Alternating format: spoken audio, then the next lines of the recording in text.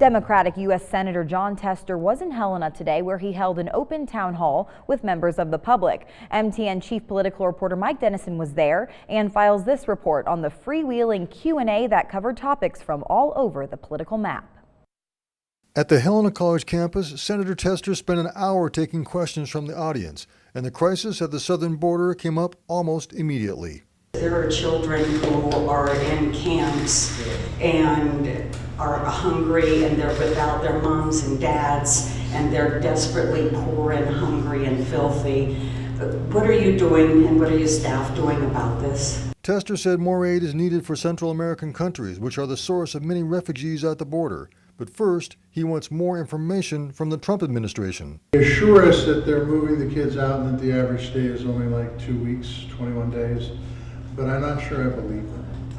And so they need to be with their parents. Right. And, absolutely. They need to be reunited as a starting point. And because that's not what we're about as a country. But when an audience member said open borders would solve the problem, Tester disagreed. I just do not believe that. So that would be a totally different way to go that I would not support.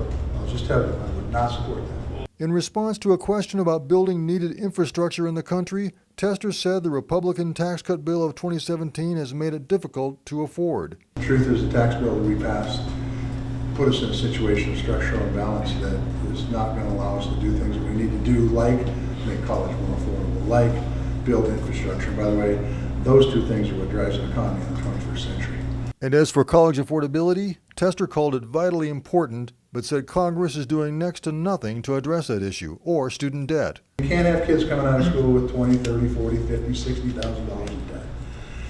And by the way, the folks that are predators with the damn credit cards that are getting a hold of these kids and saying, go ahead and ring up the bill, pay me later, we ought to be putting those folks in jail. Tester also bemoaned GOP control of the U.S. Senate, saying Majority Leader Mitch McConnell is keeping vital issues off the floor.